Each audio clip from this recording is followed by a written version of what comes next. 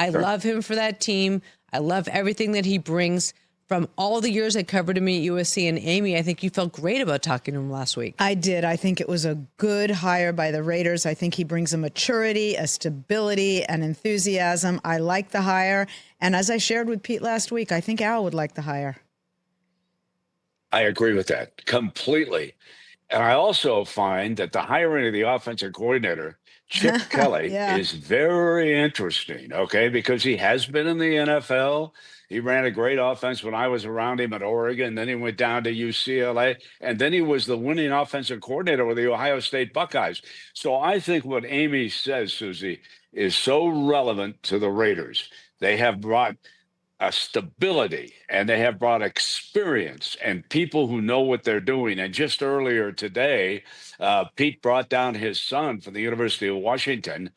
Brennan has left as the OC up at the Huskies, going to coach the offensive line down with the Raiders. So I just love what the Raiders are doing right now. But this is Super Bowl week. Who do we like, ladies? No, but we can talk to you more about Vegas, actually. Before we go on, I want to ask you how you have seen the Vegas Raiders change even in the last year, because it's your team right there. So with this hire, how does this change the dynamic of the team and what they are willing to put out there for all these fans that are waiting to see somebody walk in there with big boy pants on and take control? Listen, full disclosure, I liked Antonio Pierce being hired, okay? I thought he was great after Josh McDaniels stabilized everything. However, he just did not have enough experience as a head coach. He did not put together a good staff, and he made a critical mistake of starting the wrong quarterback when the season began. Aiden O'Connell helped Pierce get the job.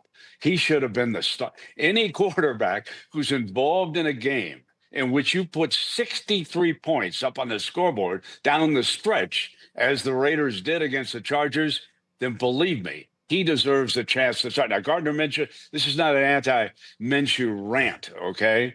I think he is great as a backup, veteran, been around. But I couldn't believe when they didn't start Aiden O'Connell, and then it went from bad to worse. They had to fire the OC and everything. And I feel badly for Pierce, but it was a lack of experience. You don't get that with Pete Carroll. You got a guy who's been around the block, who's won Super Bowls, who won college championships. I think so highly of Pete Carroll. I thought it was a great hire. And hats off to Tom Brady for his involvement in this hire. Well, and I will add to what you said about Tom. And to be clear, Brent, people ask me all the time if I bear any ill will towards Tom for that game. And the answer is no, no, no.